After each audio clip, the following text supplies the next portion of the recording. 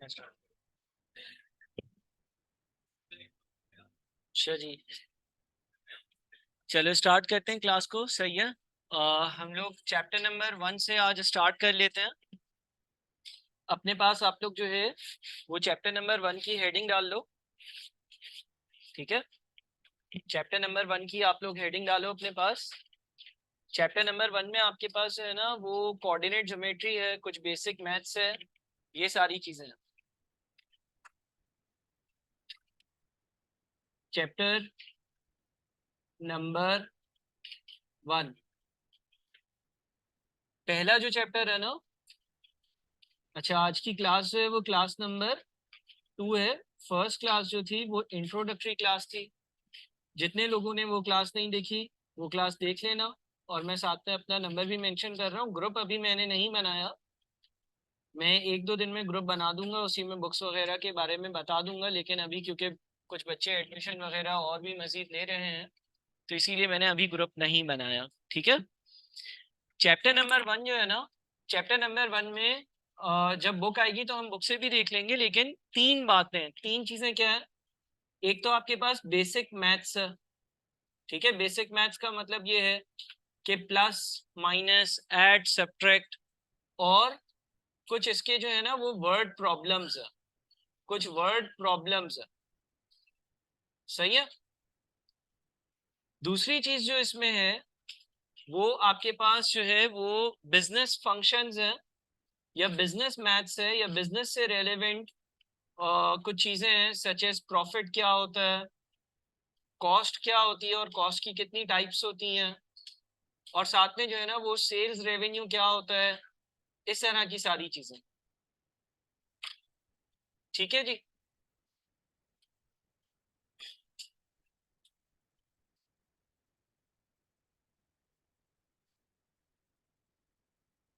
अच्छा, उसके अलावा फिर तीसरी जो बात है इसमें वो आपके पास है कि इसमें कोऑर्डिनेट ज्योमेट्री है।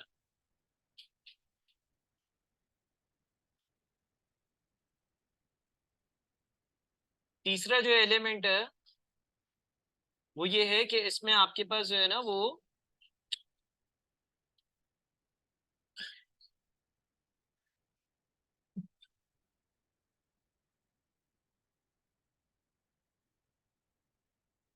कोऑर्डिनेट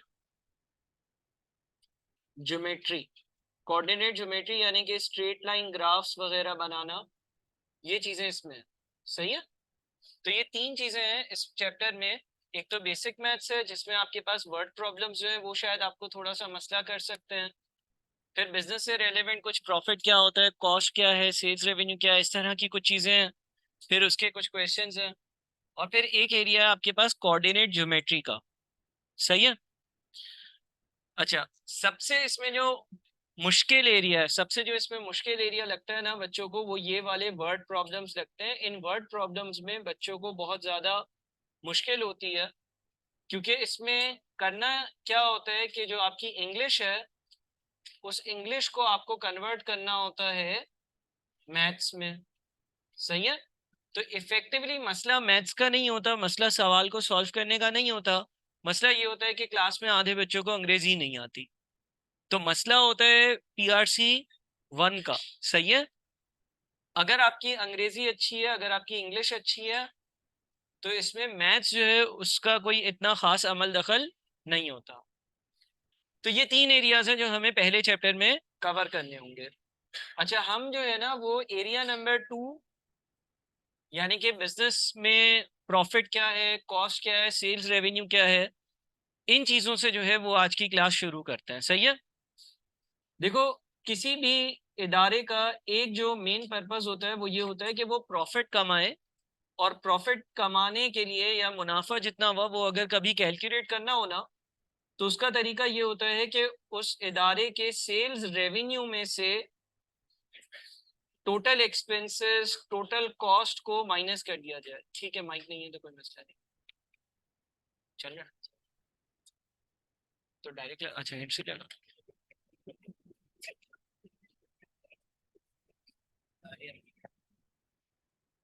सही मान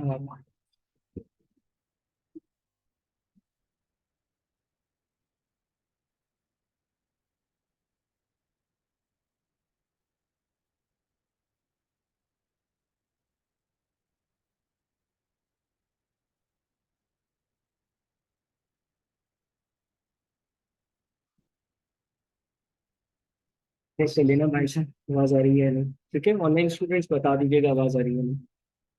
अच्छा, तो हमें प्रॉफिट कैलकुलेट करना है, उसके लिए हमें सेल्स रेवेन्यू में से टोटल कॉस्ट इसको माइनस करना होता है।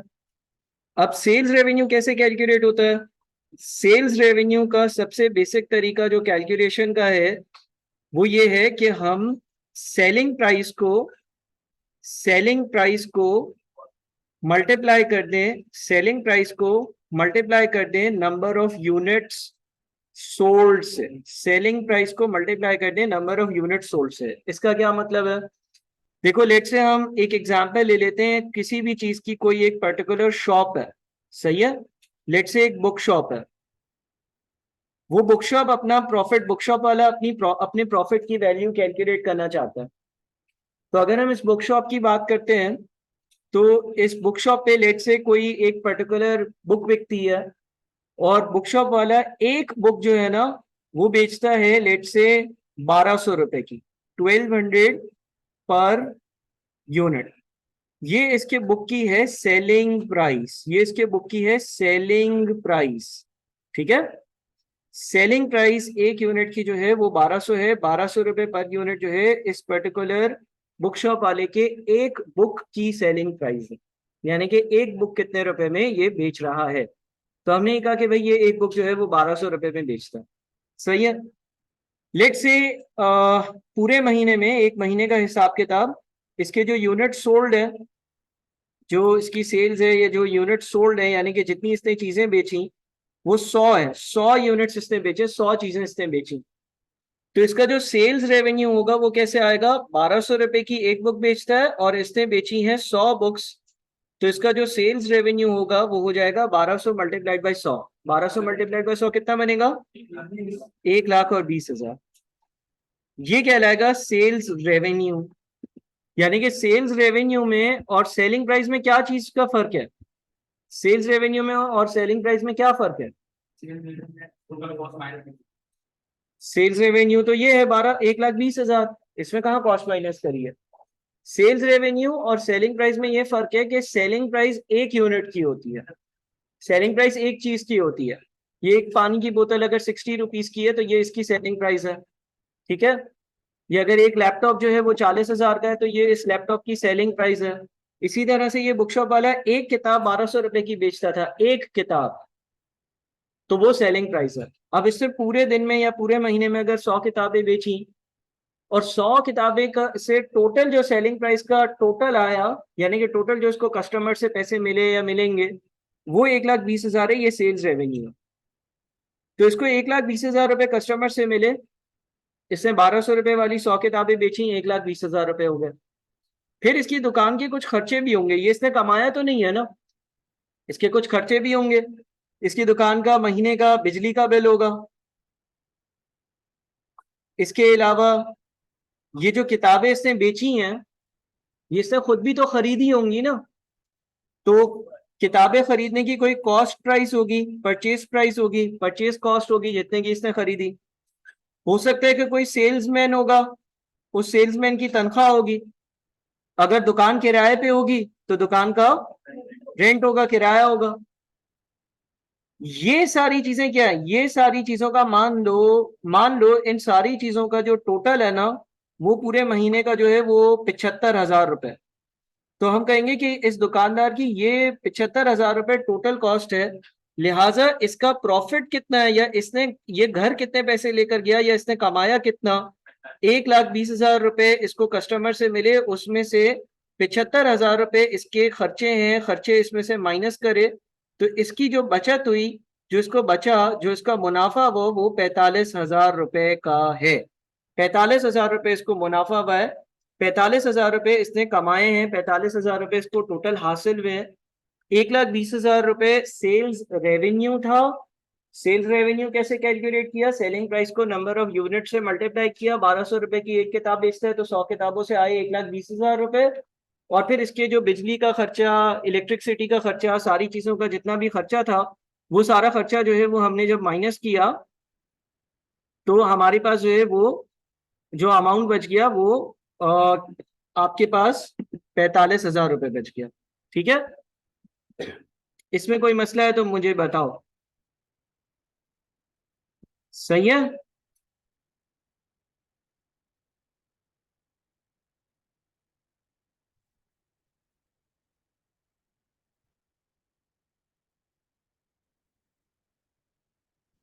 कोई मसला तो नहीं है इसमें?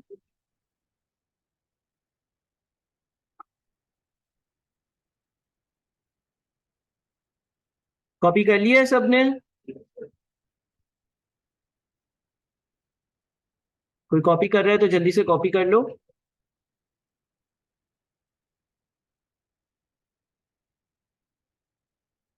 ठीक है।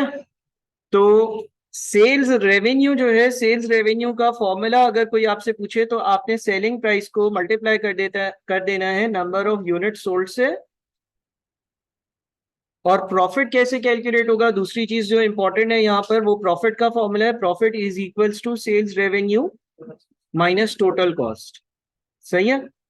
टोटल कॉस्ट में अगर कोई कॉस्ट की एग्जांपल पूछे, खर्चों की एग्जांपल पूछे, तो उसमें हमारे पास रेंट है, इलेक्ट्रिसिटी है, कॉस्ट प्राइस यानी कि कितने की कोई चीज खरीदी, सेल्समैन की तनख्वाह, ये सारी चीजें इसमें से हमने माइनस कर दी।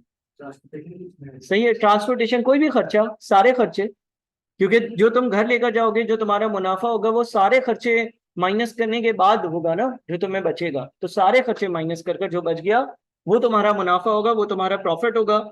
यानी कि इस सवाल में ये हमारा सेल्स रेवेन्यू है 1,20,000, ये 75,000 टोटल कॉस्ट है, और ये 45,000 क्या है, प्रॉफिट है जो मैंने कमाया। सही है। सेलिंग प्राइस एक यूनिट कितने का बेचूंगा, और सेल्स रेवेन्यू सारे यूनिट्स मिल मिलाकर मैंने कितने रुपए में बेचे। अच्छा, अब हम आते हैं कॉस्ट की टाइप्स पर। यानी कि जो कॉस्ट है उसमें मैंने इलेक्ट्रिसिटी लिखा, रेंट लिखा, कॉस्ट प्राइस लिखी, सेल्समैन का कमीशन वगैरह या उसकी तनख्वाह लिखी। तो अब जरा हम जो है ना वो कॉस्ट को, जो हमारे पास टोटल कॉस्ट है ना, उस टोटल कॉस्ट को थोड़ा सा और गौर से देखते हैं। हमारे पास टोटल कॉस्ट जो है ना उसकी मुख्तलिफ टाइप्स होती है, मुख्तलिफ किस्में होती हैं। चार किस्में क्या होती हैं, चार मेन किस्में जो होती हैं, उसमें से एक कहलाती है आपकी फिक्स्ड कॉस्ट, एक कॉस्ट कहलाती है फिक्स कॉस्ट, एक कॉस्ट कहलाती है आपकी वेरिएबल कॉस्ट, एक कॉस्ट कहलाती है आपकी वेरिएबल कॉस्ट, एक कॉस्ट जो है ना वो आपकी कहलाती है सेमी वेरिएबल कॉस्ट, एक कॉस्ट जो है वो आपकी कहलाती है सेमी वेरिएबल कॉस्ट। ठीक है। और एक और कॉस्ट आपकी होती है वो कहलाती है स्टेप स्टेप फिक्स्ड कॉस्ट। ठीक है। ये चार तरह के खर्चे हैं टोटल कॉस्ट में। जो चार चीजें हैं, फिक्स कॉस्ट है, वेरिएबल कॉस्ट है, उसके बाद आपके पास जो है वो सेमी वेरिएबल कॉस्ट है, और स्टेप फिक्स कॉस्ट है। अब ये जो चार खर्चे हैं इसको जरा हम देखते हैं कि ये चारों जो खर्चे होते हैं ये क्या होते हैं। ये कॉस्ट की टाइप्स हैं, किसमें है कि भाई कोई कॉस्ट जो है वो फिक्स्ड हो सकती है, कोई वेरिएबल हो सकती है, कोई सेमी वेरिएबल हो सकती है, कोई स्टेप फिक्स्ड हो सकती है। अच्छा, इसमें से पहली तीन पीआरसी लेवल पर आपके पेपर में टेस्ट होती हैं, चौथी कैफ लेवल पर टेस्ट होती है, पीआरसी पर शायद हो जाए तो हो जाए, बहुत मुश्किल चांसेस हैं। सही है। तो पहले हम पढ़ लेते हैं कि भाई हमारी जो फिक्स कॉस्ट है ना वो क्या होगी। देखो, जब हम फिक्स कॉस्ट की बात करते हैं ना, तो फिक्स कॉस्ट की एक डेफिनेशन हम लिख सकते हैं, a cost that that does not a cost that does not change a cost that does not change with level of activity, a cost that does not change with level of activity। Fix cost एक ऐसी cost होती है जो level of activity के साथ change नहीं होती है। लेवल ऑफ एक्टिविटी की डेफिनेशन थोड़े टाइम में मैं बता दूंगा, लेकिन फिल वक्त आप लेवल ऑफ एक्टिविटी को जो है ना रीड करना यूनिट्स। तो इसका मतलब मैं इसको यूं भी कह सकता हूं, cost that does not change with units. ठीक है। कोई भी ऐसा खर्चा जो यूनिट्स के साथ चेंज ना हो, कोई भी ऐसा खर्चा जो यूनिट्स के साथ चेंज ना हो, वो फिक्स कॉस्ट। अब इसकी एग्जांपल क्या हो सकती है और किस तरह की फिक्स कॉस्ट हो सकती है। लेट से तुम यूं कह लो कि भाई तुमने एक जो है ना वो एक शॉप किराए पर ली, ठीक है, तुमने एक शॉप किराए पर ली, ये बुक शॉप है, तुम इसमें जो है वो बुक्स वगैरह रखोगे, स्टेशनरी रखोगे, इसका कारोबार करोगे, और तुमने ये किराए पे ली ना, और तुमने ये बात कर ली जिसकी शॉप थी उससे कि भाई मैं जो है ना वो महीने का आपको 10,000 रुपए का रेंट दूंगा, किराया दूंगा, 10,000 रुपए पर मंथ, एक महीने का 10,000 रुपए किराया दूंगा, ऐसे ही होता है ना। अब तुमने वो बुक शॉप स्टार्ट कर दी, बुक शॉप पे तुम चीजें बेचना शुरू हो गए, तुमने बुक शॉप दुकान खोली, ठीक है। जनवरी का महीना था जब तुमने कारोबार शुरू करा, उसके बाद फिर फरवरी आया, मार्च आया, अप्रैल आया, ठीक है। साथ में मैं यहां पर यूनिट्स लिखता हूं, यहां पर मैं टोटल कॉस्ट लिखता हूं, और यहां पर मैं एक और काम करता हूं, मैं लिखता हूं कॉस्ट पर यूनिट। एज्यूम कर लो जनवरी में नई नई दुकान थी, तो सिर्फ एक ही कस्टमर आया, ये एक ही किताब बिकी, किराया कितना देना पड़ेगा? 10,000 रुपए। किराए में कोई गुंजाइश तो नहीं होगी ना, कमी तो नहीं होगी। फरवरी में दो किताबें बिक गई, कितना किराया देना पड़ेगा? 10,000 ही देना पड़ेगा, क्योंकि तय किया है 10,000 रुपए महीने का किराया। मार्च में मैंने 4 किताबें बेच दी, तो भी कितना किराया देना पड़ेगा? 10,000। अप्रैल में मैंने 8 किताबें बेच दी, तो कितना किराया देना पड़ेगा? 10,000। इसका मतलब आपको ये चीज नजर आ रही होगी कि ये एक ऐसी कॉस्ट है दैट डज नॉट चेंज। पहले, दूसरे, तीसरे, चौथे महीने, हर महीने जो टोटल खर्चा है ना वो 10,000 रुपए ही है।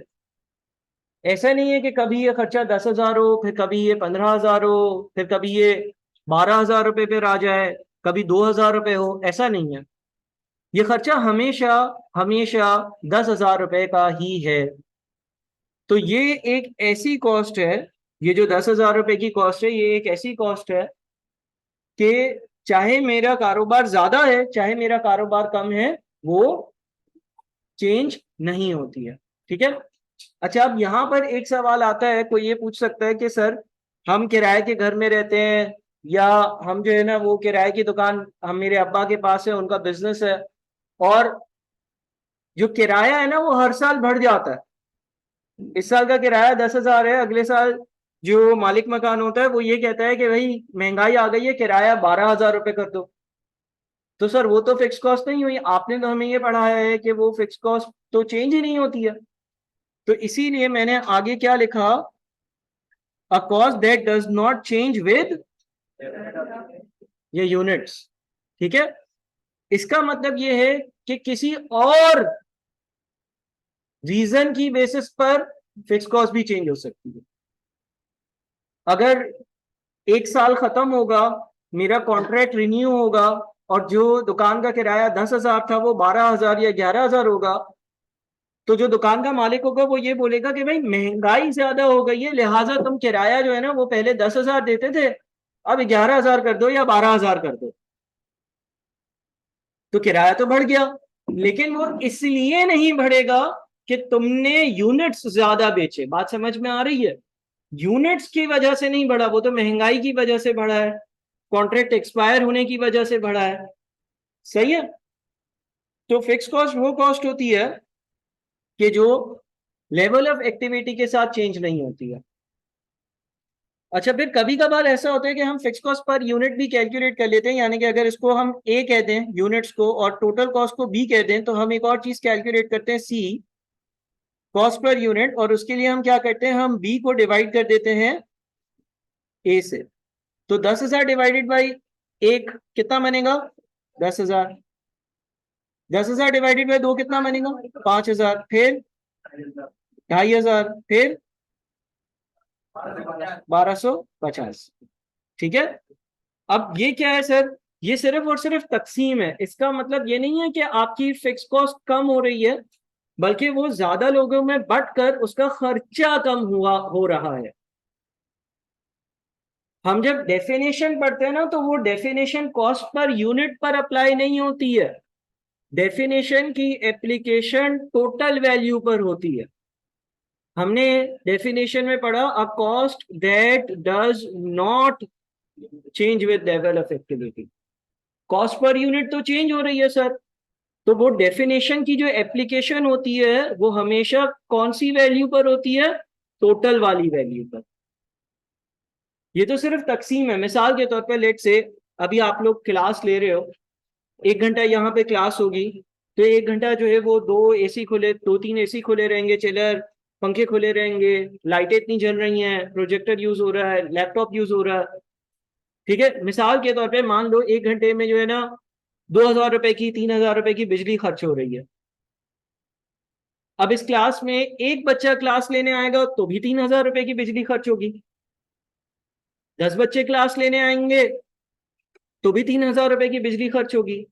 और पूरा रूम फुल होगा तो भी 3,000 रुपए की ही बिजली खर्च होगी। बच्चों के बढ़ने की वजह से बिजली का खर्चा कम ज्यादा नहीं होगा, वही एसी है, वही चिलर है, वही प्रोजेक्टर है, वही टीवी की स्क्रीन है, वही लैपटॉप है।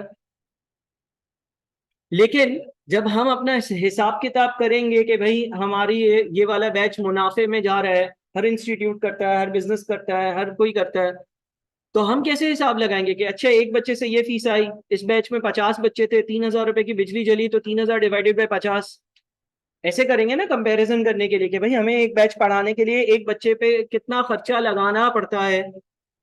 ठीक है, तो आखिरी वाला कॉलम जो है ना वो सिर्फ और सिर्फ तकसीम मालूम करने के लिए। मिसाल के तौर पर यूं कह लो कि ये कोई किताब विताब नहीं है, ये कोई कोई जो है वो गाड़ी वाड़ी है। तो मैं ये देख रहा हूँ कि यार पहले महीने मैंने एक गाड़ी बेची, 10,000 रुपए के खर्चे हुए थे।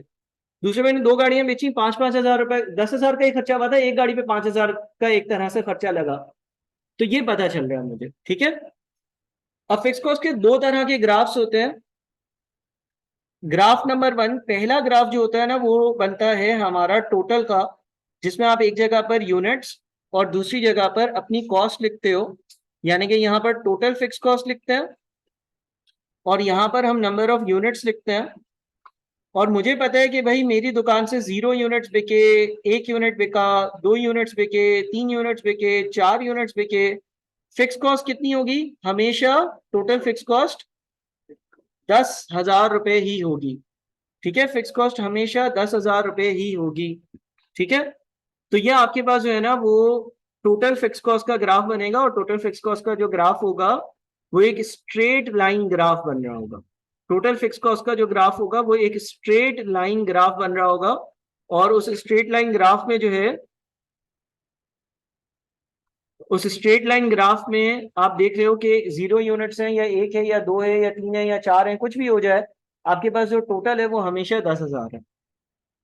ठीक है, अच्छा उसके बाद ऐसा हो सकता है कि आपको जो है वो यूनिट्स का और फिक्स्ड कॉस्ट पर यूनिट का ग्राफ बनाना हो। अगर आप यूनिट्स और फिक्स कॉस्ट पर यूनिट का ग्राफ बनाते हो तो 1 यूनिट की फिक्स कॉस्ट पर यूनिट वाली वैल्यू है 10,000।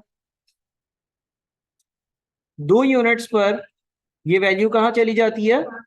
5,000 पर। अगर 10,000 5,000 पर जा रहे हैं तो 50% कम हो रहा है, या 5,000 कम हो रहा है या 50% रिडक्शन हो रही है। अच्छा, फिर 4 यूनिट्स पर 2,500, 8 यूनिट्स पर 1,200 और 50।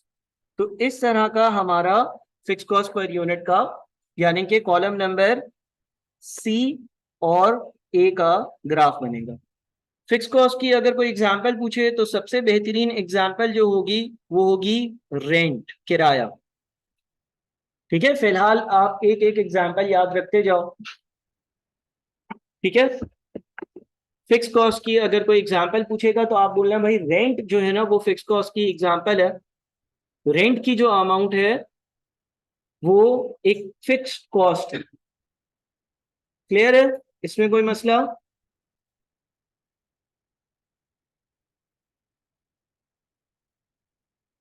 ठीक है, तो ये हमारी पहली कॉस्ट थी जिसको हम कहते थे फिक्स्ड कॉस्ट। अब हम अपनी दूसरी कॉस्ट पर आते हैं, और हमारी जो दूसरी कॉस्ट है वो क्या है? वेरिएबल। वेरिएबल फिक्स का बिल्कुल ही ऑपोजिट होगा। फिक्स कॉस्ट की डेफिनेशन क्या थी? A cost that does not change with level of activity. तो वेरिएबल कॉस्ट की क्या डेफिनेशन होगी? A cost that does change with level of activity. Fix cost में हमने कहा कि फिक्स कॉस्ट कोई ऐसा खर्चा होता है जो यूनिट्स के साथ चेंज नहीं होता, लेवल ऑफ एक्टिविटी के साथ चेंज नहीं होता, हमेशा एक ही जितना होता है। चाहे मैं 1 यूनिट बेचूं तो भी 10,000 महीने का खर्चा, 2 यूनिट्स बेचूं तो भी 10,000 महीने का खर्चा, 3 यूनिट्स बेचूं तो भी 4 यूनिट्स बेचूं तो भी 5 यूनिट्स बेचूं तो भी 10,000 रुपए का ही खर्चा, हर साल सेम और एक ही जितना खर्चा।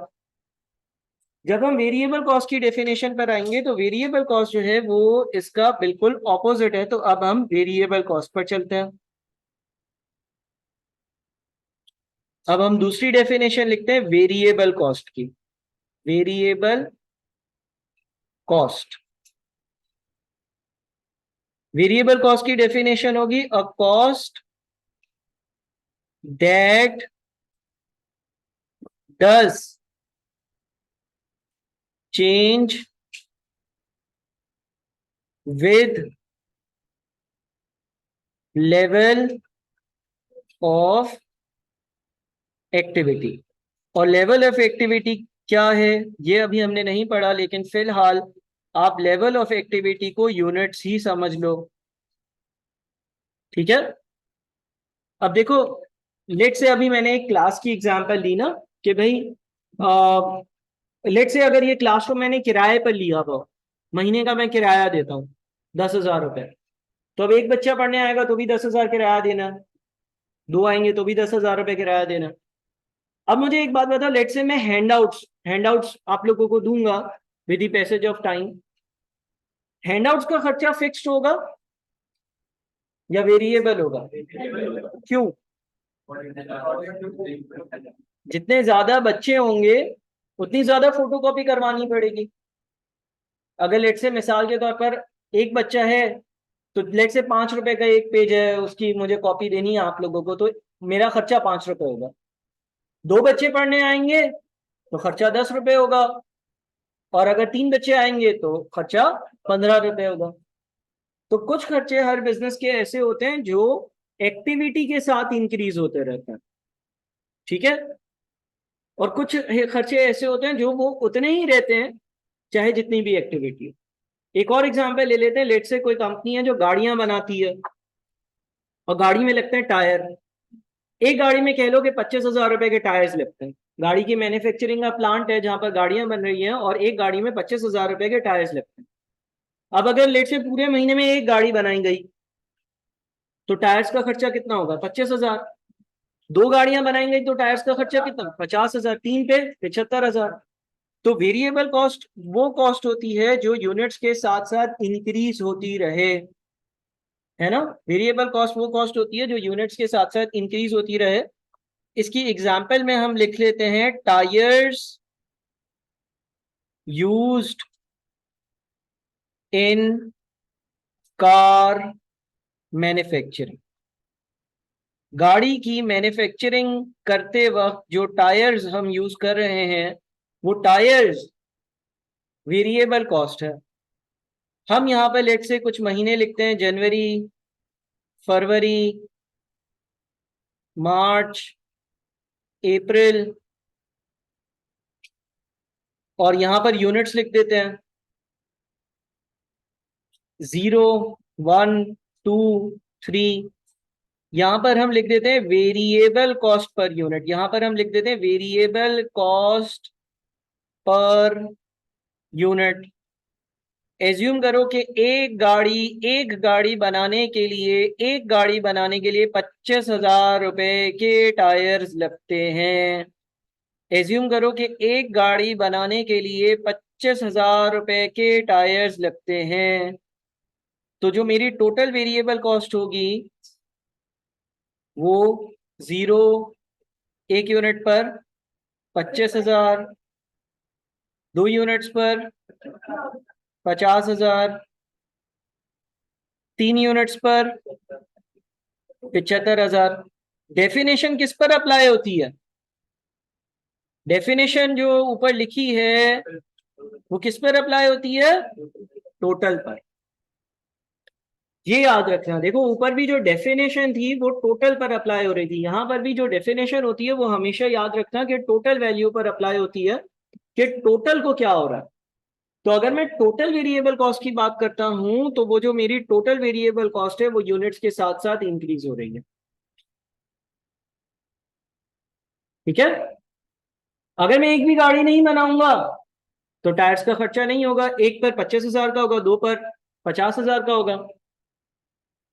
अच्छा, अगर मई के महीने में, अप्रैल के बाद जो अगला महीना आएगा मई का महीना, मई के महीने में अगर मैं अगेन दो ही गाड़ियां बनाऊं तो खर्चा दोबारा 50,000 कम हो जाएगी।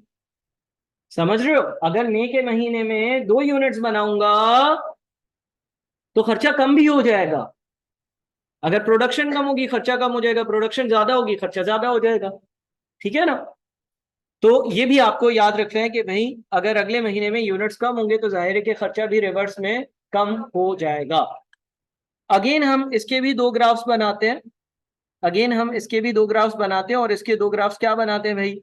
एक तो हम बना लेते हैं टोटल का, हम यहां पर यूनिट्स लिखते हैं, और यहां पर हम टोटल वेरिएबल कॉस्ट लिखते हैं। 0 यूनिट्स पर टोटल वेरिएबल कॉस्ट 0 है, एक यूनिट पर कितनी है? 25,000। ठीक है। इसी तरह से 2 यूनिट्स पर 50,000, इसी तरह से 3 यूनिट्स पर,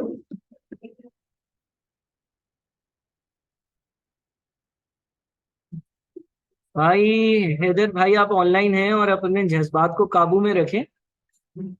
यार पता नहीं यहाँ पे नोटेशन ऑफ का ऑप्शन ही नहीं आ रहा। हम्म। मोर पे भी नहीं आ रहा ना, लाइव जाने का बोल रहा है, लाइव ऑन फेसबुक। या बुलाना जरा एडमिन में से किसी को, उसको ऑप्शन। एक काम करो तुम जो है हाँ तुम चले जाओ, कोई भी एक चले जाओ, एडमिन से किसी को बुलाना। एनोटेशन ऑफ का ऑप्शन सिक्योरिटी में वैसे आता है। एक बच्चे को मैंने इसीलिए निकाल ही दिया मीटिंग से।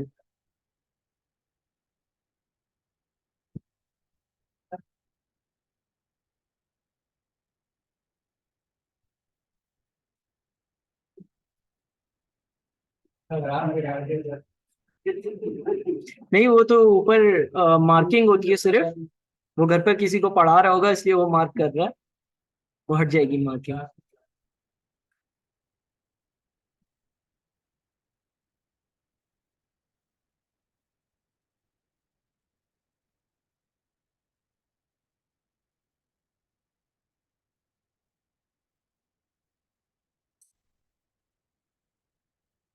यहाँ पर आ रहे ऑप्शन सारे में इधर आना यार। ये एनोटेशन ऑफ का ऑप्शन कहाँ से आएगा? एनोट क्लियर तो हो रहा है लेकिन वो ऑफ करने का ऑप्शन नहीं आ रहा।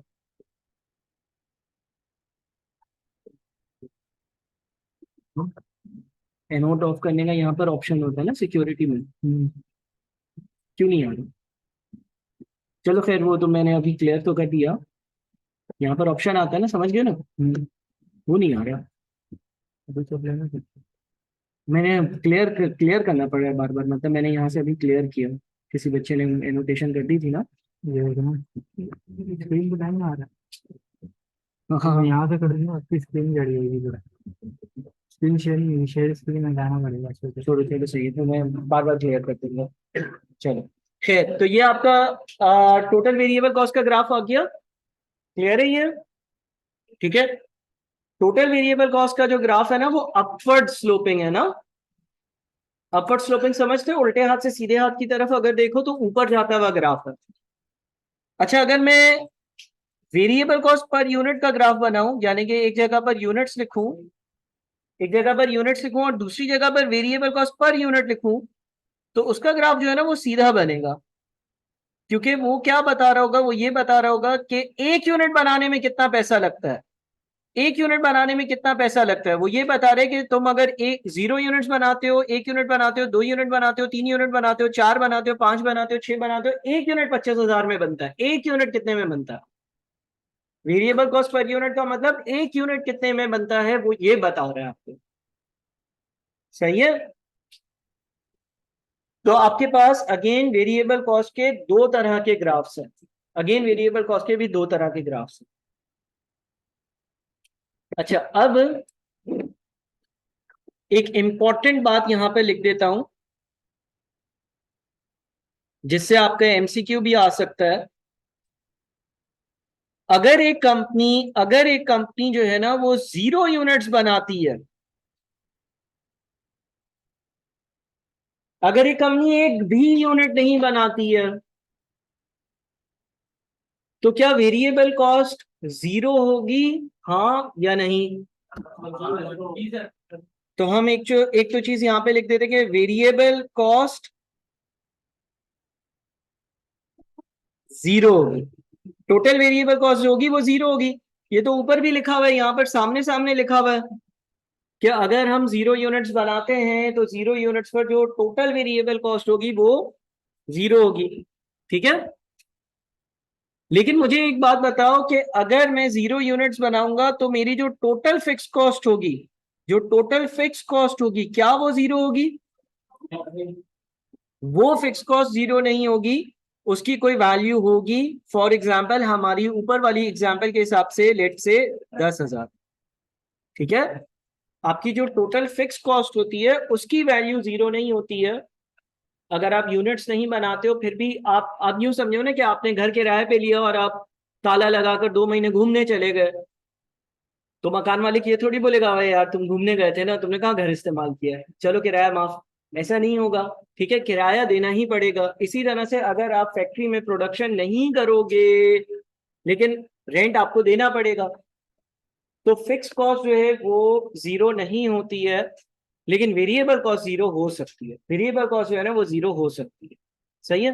हाँ, वो अभी डिस्कस नहीं किया मैंने, वो ना फिक्स्ड है ना वेरिएबल है, बीच की चीज है। सही है, यहाँ पे ये क्लियर है। ठीक है, देखो फिक्स कॉस्ट क्या होती है, फॉर एग्जाम्पल रेंट जो आपने पे करना ही है, और यूनिट्स चेंज हो वो चेंज ना हो। फिर वेरिएबल कॉस्ट क्या चीज होती है, जो यूनिट्स के साथ साथ इंक्रीज हो। फॉर एग्जाम्पल यहाँ पर हमने टायर्स की एग्जाम्पल ली। ये सारी चीजें आप रिकैप भी करोगे तो दोबारा से आपको बेहतर भी हो जाएंगी। अच्छा, वेरिएबल कॉस्ट पर यूनिट का ग्राफ मैं वापस से एक्सप्लेन कर देता हूं। वेरिएबल कॉस्ट पर यूनिट का ग्राफ आपको ये बताता है कि अगर फॉर एग्जाम्पल कोई बोले कि भाई मैंने एक गाड़ी बनाई, तो वो ये बताएगा एक गाड़ी बनाने पर कितने रुपए के टायर्स लगे, 25,000। फिर अगर कोई बोले भाई मैंने 2 गाड़ियां बनाई, तो अगेन ये ग्राफ क्या बताएगा, एक गाड़ी बनाने पर कितना खर्चा हुआ होगा तुम्हारा, 25,000। क्योंकि ये टोटल का ग्राफ नहीं है, ये पर यूनिट का ग्राफ है। अगेन इस ग्राफ से तुम बोलोगे कि भाई मैंने 3 गाड़ियां बनाई, बताओ एक गाड़ी पर कितने का खर्चा हुआ, वो बोलेगा एक गाड़ी पर 25,000। यानी कि वेरिएबल कॉस्ट पर यूनिट का ग्राफ आपको बताता है कि एक चीज पर, एक यूनिट पर कितने रुपए लगे, एक यूनिट पर कितने रुपए लगे। हाँ, टोटल वाला ग्राफ से अगर तुम पूछोगे कि कि एक यूनिट पर टोटल खर्चा कितना हुआ है, वो बोलेगा 25,000। तुम बोलोगे 2 यूनिट्स पर टोटल खर्चा कितना हुआ है, वो बोलेगा 50,000। तुम बोलोगे 3 यूनिट्स पर टोटल खर्चा कितना हुआ है, वो बोलेगा 75,000। सही है, वो इंक्रीज होता रहेगा। ठीक है, फिर एक और फिक्स कॉस्ट के बारे में क्या सवाल है, टोटल फिक्स कॉस्ट का सेकंड ग्राफ एक बार फिर एक्सप्लेन करते हैं। अच्छा भाई, देखो टोटल फिक्स कॉस्ट के भी हमने 2 ग्राफ्स बनाए। टोटल फिक्स कॉस्ट के 2 ग्राफ्स में से पहला ग्राफ तो ये था कि भाई एक यूनिट बनाऊं, 2 बनाऊं, 3 बनाऊं, 4 बनाऊं, कुछ भी कर लूं, टोटल फिक्स कॉस्ट हमेशा सेम रहती है, ना इंक्रीज होती है ना डिक्रीज होती है ना चेंज होती है, कुछ भी नहीं। फिक्स कॉस्ट पर यूनिट जो है वो सिर्फ और सिर्फ कॉस्ट की तकसीम है, डिस्ट्रीब्यूशन है। वो ये बताता है कि लेट से आपने 10,000 का खर्चा कर कर फॉर एग्जाम्पल एक गाड़ी बनाई, तो आप यूं समझ लो कि आपने उस गाड़ी बनाने के लिए 10,000 रुपए का खर्चा किया, या 10,000 रुपए का खर्चा कर कर 2 गाड़ियां बनाई, तो आप यूं समझ लो कि एक गाड़ी पे 5,000 रुपए लगे। या जिस तरह से अगर लेट से तुम अपने घर जा रहे हो और तुम करीब में 4 दोस्त साथ जा रहे हो, तो बिल डिवाइड होगा। एक बंदा जाएगा, बिल जो है वो उसी को पे करना पड़ेगा। 2 लोग होंगे तो थोड़ा सा डिवाइड होगा, 3 पर और ज्यादा डिवाइड होगा, 4 पर मजीद डिवाइड होगा। तो वो सिर्फ ये बताता है कि भाई यूनिट्स बढ़ेंगे तो डिवीजन होकर एक के हिस्से में कितना आएगा। अच्छा, अब कुछ चीजें ऐसी होती हैं, कुछ चीजें ऐसी होती हैं जो ना फिक्स्ड होती हैं ना वेरिएबल होती हैं। ठीक है, इलेक्ट्रिसिटी के बिल की बात कर सकते हैं हम, या करीम या बाइकिया का जो हमारा किराए का किराया होता है उसकी बात कर सकते हैं। तो वो ना फिक्स्ड होते हैं ना वेरिएबल होता है। फॉर एग्जाम्पल लेट से आप किसी भी बाइकिया, करीम, उबर वगैरह या इस तरह की कोई भी इन ड्राइव वगैरह के बिल की बात करते हो, तो उसमें वो एक फिक्स्ड हिस्सा ले लेते हैं। मिसाल के तौर पे तुमने अपने घर पर कोई गाड़ी बुलाई, तो उन्होंने ये कहा कि भाई हम आपसे जो है ना वो लेट से 50 रुपए तो लेंगे ही लेंगे। वो गाड़ी बुलाने के पैसे होते हैं ना, राइड बुक करने के पैसे होते हैं। लेट से 50 रुपए या 100 रुपए या 70 रुपए या 80 रुपए। अब तुम उसकी गाड़ी में बैठो और उतर जाओ तो भी वो पैसे देने हैं। गाड़ी में बैठो और बहरिया टाउन तक चले जाओ तो भी ये वाले पैसे तो देने ही हैं, और ये इतने ही देने हैं जितने लिखे हुए थे कि भाई राइड की बुकिंग के पैसे। ठीक है, या इसी तरह से आप लोगों के घर पे बिजली का बिल लगा हुआ होता है, तो अगर बिजली का मीटर ऑफ कर दोगे तो भी बिल आएगा। के इलेक्ट्रिक जो है वो, एक तो आप जितनी बिजली ज्यादा इस्तेमाल करोगे उतना बिल देगा। दूसरा, के इलेक्ट्रिक क्या करेगा, क्या आपके घर पर उसने जो है वो इलेक्ट्रिसिटी की लाइन लगाई हुई है, आपके घर पर फैसिलिटी दी हुई है इलेक्ट्रिसिटी की, तो वो ये बोलता है कि भाई मैं हर महीने आपसे 500 रुपए तो लूंगा ही लूंगा। चाहे आप इलेक्ट्रिसिटी इस्तेमाल करो चाहे आप इलेक्ट्रिसिटी इस्तेमाल ना करो, वो 500 रुपए तो आपने देने ही देने हैं, वो 500 रुपए तो आपने पे करने ही करने हैं। उसके बाद जितनी ज्यादा बिजली इस्तेमाल करोगे उतना बिल ज्यादा आएगा। या इसी तरह से आप जिस तरह से अगर करीम या बाइकिया की बात करोगे, तो बिल के दो हिस्से होंगे। 70-80 रुपए या 100 रुपए तो आपने गाड़ी या बाइक बुलाने के देने ही देने हैं। ठीक है, और उसके बाद आप जितने किलोमीटर्स या जितने मिनट्स ज्यादा सफर करोगे उतना बिल मजीद इंक्रीज होता रहेगा। इसका मतलब ये हो गया कि कुछ ऐसे खर्चे होते हैं कि जिसका एक हिस्सा वो होता है जो फिक्स्ड होता है, जो आपने हर लिहाज लाजमी पे करना है, चाहे कुछ भी हो जाए। और एक हिस्सा वो होता है जो वेरिएबल होता है। मिसाल ले लेते हैं हम, लेट से किसी का इलेक्ट्रिसिटी का बिल है, और उस इलेक्ट्रिसिटी के बिल में कुछ ऐसा है कि उसको ये कहा गया है इलेक्ट्रिसिटी वाली कंपनी ने कि भाई हम 500 रुपए तो लेंगे ही लेंगे हर महीने के, कंफर्म।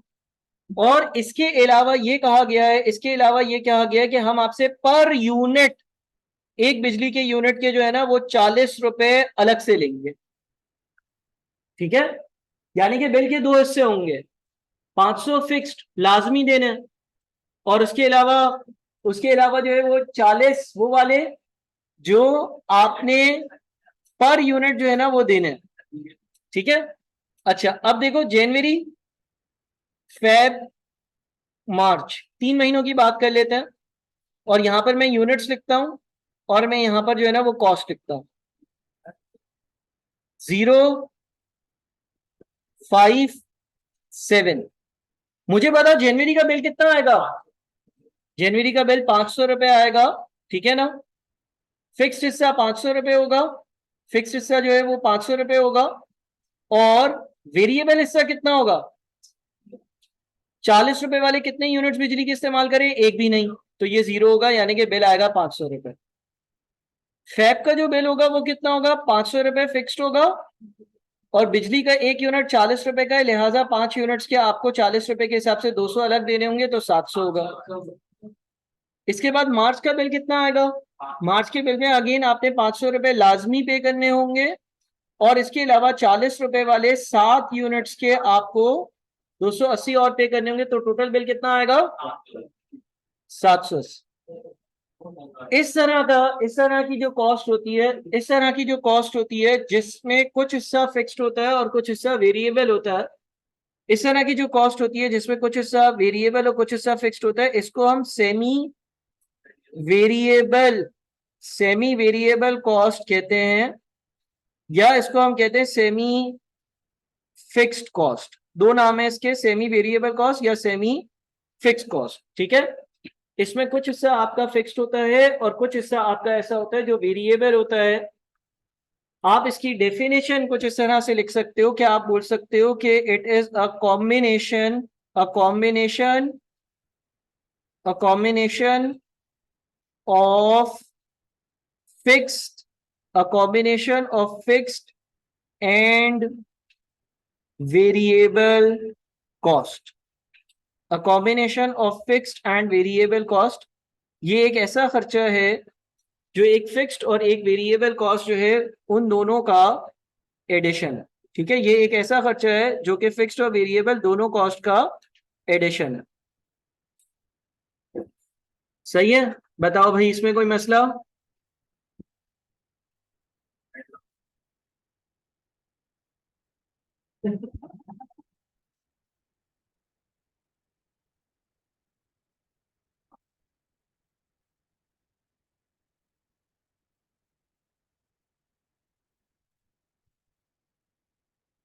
ठीक है भाई, कोई मसला इसमें? A combination of fixed and variable cost. ठीक है, ये एक ऐसा खर्चा है जो कि एक फिक्स्ड और एक वेरिएबल कॉस्ट दोनों का कॉम्बिनेशन है। इसमें कुछ हिस्सा फिक्स्ड है और कुछ हिस्सा इसमें वेरिएबल है। यहां तक बताओ भाई, कोई मसला है तो डिस्कस कर लेते हैं। अब इसका ग्राफ बनाओ, इसका ग्राफ बनाओ, कैसा बनेगा?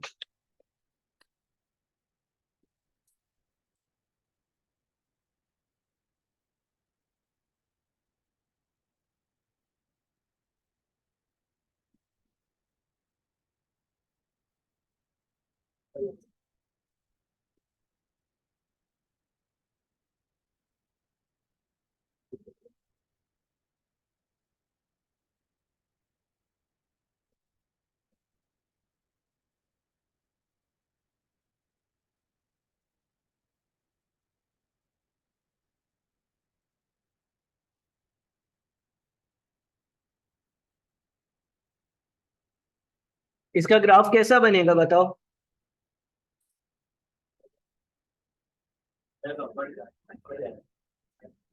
स्टार्ट कहां से होगा? अगर मैं यहां पर यूनिट्स लिखता हूं और ऊपर जो है ना वो टोटल कॉस्ट लिखता हूं, तो ये ओरिजिन से स्टार्ट नहीं होगा, यानी कि 0,0 से स्टार्ट नहीं होगा, 0,500 से स्टार्ट होगा। 0 यूनिट्स पर भी 500 रुपए का बिल है, ऊपर से स्टार्ट होगा इसका ग्राफ। देखो, जो टोटल वेरिएबल कॉस्ट का ग्राफ था ना, वो 0,0 से स्टार्ट हो रहा था। जो टोटल वेरिएबल कॉस्ट का ग्राफ था वो 0,0 से स्टार्ट हो रहा था। ये वाला ग्राफ 0,0 से स्टार्ट नहीं हो रहा, ये वाला ग्राफ 0,500 से स्टार्ट हो रहा है। इसलिए क्योंकि 0 यूनिट्स पर भी 500 रुपए का खर्चा है, यानी कि ये इसका फिक्स्ड एलिमेंट है ना, ये जो हिस्सा है इसका, ये इसी तरह है जिस तरह फिक्स कॉस्ट का ग्राफ होता था। आप फिक्स कॉस्ट का ग्राफ देखो, 0,0 से स्टार्ट नहीं होता था, 10,000 पर स्टार्ट हुआ था जब हमने टोटल फिक्स कॉस्ट का बनाया था। इसलिए क्योंकि हमने ये पढ़ा था कि 0 यूनिट्स पर भी फिक्स कॉस्ट देनी पड़ेगी, तो ये फिक्स वाला हिस्सा ये देना ही पड़ेगा। इसके बाद आगे जो बिल में इजाफा हो रहा है, वो बिल का इजाफा किस वजह से हो रहा है? क्या वो फिक्स कॉस्ट के बढ़ने की वजह से हो रहा है? नहीं, वो यूनिट्स के बढ़ने की वजह से हो रहा है। और अगर वो यूनिट्स के इंक्रीज होने की वजह से हो रहा है, तो आगे ये वाला इस तरह से अगर हम हिस्सा बनाएं, तो आप यूं कह सकते हो कि भाई एक यूनिट पर बिल जो है वो 540 होगा, 2 यूनिट्स का बिल जो है वो 580 होगा, उसके बाद आपके पास 3 यूनिट्स का बिल जो है वो 620 होगा। इस तरह से ऊपर जा रहा होगा। सही है, यानी कि देखो, एक हिस्सा तो इस ग्राफ का फिक्स्ड वाला है, एक हिस्सा तो इस ग्राफ का फिक्स वाला है। ये ऊपर इसलिए, अगर डॉटेड लाइन से देखो ना, डॉटेड लाइन से स्टार्ट करो तो ऐसा लग रहा है जैसे वेरिएबल कॉस्ट का ग्राफ हो। वेरिएबल कॉस्ट का जो हमने ग्राफ बनाया था, अगर डॉटेड लाइन के ऊपर से देखो तो वेरिएबल कॉस्ट का ग्राफ है। अब अगर लेट से मैं 3 यूनिट्स की बात करूं, कोई अगर ये आपको ग्राफ बना कर दे और ग्राफ पर बोले कि भाई 3 यूनिट्स पर टोटल अमाउंट 620 है। ये 3 यूनिट्स पर ये जो टोटल 620, सॉरी, हाँ, 3 यूनिट्स पर 620 है। ये 620 क्या रिप्रेजेंट कर रहा है? Total cost. है ना। 3 यूनिट्स पर टोटल बिल जो आएगा वो 620 रुपए आएगा, 500 जमा 40 इंटू 3। इस 620 रुपए में से यहां तक का हिस्सा फिक्स कॉस्ट है जो कि 500 है, और ये वाला हिस्सा वेरिएबल कॉस्ट है जो कि 120 है। यानी कि ये ए है अगर, ये बी है अगर, तो ये जो सी है पूरी रेड वाली लाइन है, जो पूरी रेड वाली लाइन है वो A plus B total cost is equals to variable cost plus fix cost. इस तरह से बनेगा। 620 एक मिसाल ले ली मैंने, दूसरे भी कोई भी वैल्यू हो सकती है। कहाँ पर? हाँ हाँ, अगर आप ग्राफ को आगे एक्सटेंड करोगे तो वो आगे एक्सटेंड होकर इसी तरह आगे चलता रहेगा ना। 620 के बाद फिर 660, 700, 740 इस तरह से चलता रहेगा। सही, इसमें कोई मसला? अब आप लोगों के कोई सवालात हैं तो मुझे बता दो। आप लोग सब कौन से ग्रुप पे एडेड हो अभी? और ग्रुप 13 पर एडेड हो? ठीक है, तो ये पीडीएफ मैं वहीं पे भेज दूंगा अभी, क्योंकि बच्चे और भी रजिस्टर हो रहे होंगे तो मैंने रजिस्टर्ड स्टूडेंट्स का क्यूएम का अलग ग्रुप अभी नहीं बनाया है। लेकिन जो ग्रुप नंबर 13 है उस पर मैं आप लोगों को ये वाली पीडीएफ जो अभी अभी मैंने ये करवाया है सब बोर्ड पर, ये मैं आप लोगों को भेज दूंगा। ठीक है। अच्छा, इसके अलावा मुझे ये बताओ कि इस क्लास में ए लेवल्स वाले कितने बच्चे हो? ए लेवल्स वाले कितने बच्चे हो? कोई अभी क्लास में नहीं? चलो सही है। बाकी किसी को कोई सवाल है? बस डन। चलो, अब थर्सडे को इंशाल्लाह हमारी अगली क्लास होगी। थर्सडे को हम डिस्कस करते हैं आगे की चीजें।